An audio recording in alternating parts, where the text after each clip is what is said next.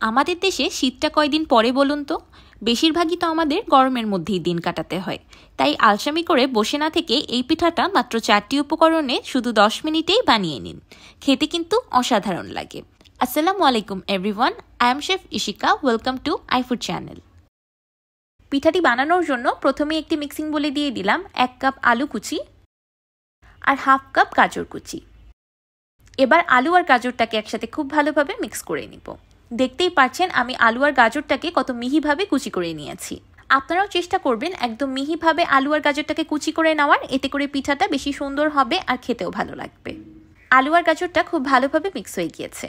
এবার দিয়ে দিলাম 3 টেবিল চামচ গমের আটা, 2 টেবিল চামচ কর্নফ্লাওয়ার, 1 চা চামচ লবণ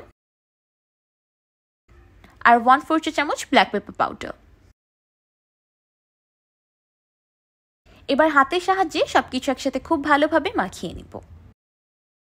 আপনারা ইচ্ছে করলে এখানে আটার পরিবর্তে ময়দাও ব্যবহার করতে পারবেন, আবার ইচ্ছে করলে কর্নফ্লাওয়ার আর আটা মিক্স না করে যে কোনো একটিও ব্যবহার করতে পারবেন। আমি পিঠাটা তৈরিতে অল্প একটু কর্নফ্লাওয়ার ব্যবহার করেছি, যাতে পরবর্তীতে খেতে কিছুটা ক্রিস্পি লাগে। সবকিছু একসাথে মাখিয়ে নেওয়ার পর লবণের কারণে আলু আর গাজরটা নরম হয়ে যাবে আর পিঠার মিশ্রণটাও এমন কমে আসবে। এবার সরাসরি রান্নায় চলে যাব।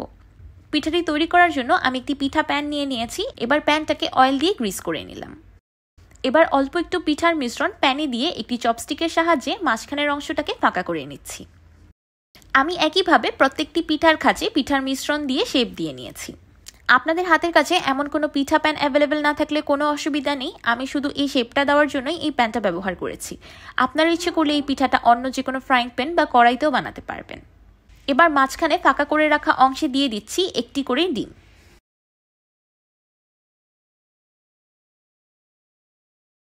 ডিমের উপরে 1 চিমটি লবণ স্প্রিঙ্কল করে দিলাম, যেমন আমরা সানি সাইড আপের উপর দিয়ে থাকি।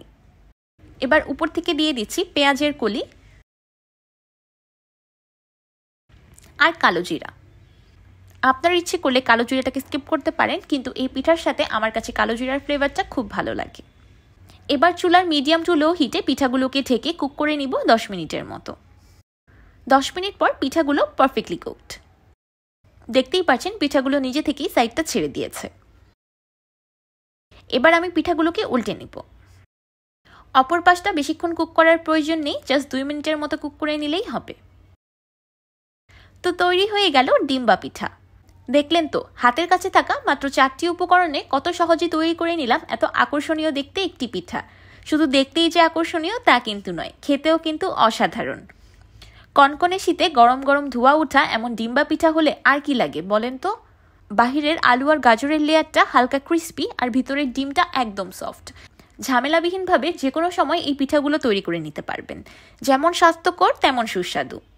এই পিঠাটি বানিয়ে খাওয়ানোর পর সবাই আপনার প্রশংসা করতে বাধ্য হবে। পিঠাটা খেতে এতটাই বেশি ভালো লাগে যে বলে বোঝানোর মতো না। বাহিরের আলু আর গাজরের লেয়ারটা হালকা ক্রিস্পি আর ভিতর থেকে সফট ডিমের কম্বিনেশনের তৈরি পিঠাটা খেতে জাস্ট ওয়াও। আমার আজকের এই ডিম্বা পিঠার রেসিপিটি আপনাদের কাছে কেমন লাগলো আমাকে অবশ্যই কমেন্ট করে জানাবেন। ভিডিওটি ভালো লাগলে একটি লাইক দিবেন আর আমার চ্যানেল সাবস্ক্রাইব করে আমার চ্যানেলের পাশেই থাকবেন। আল্লাহ হাফেজ।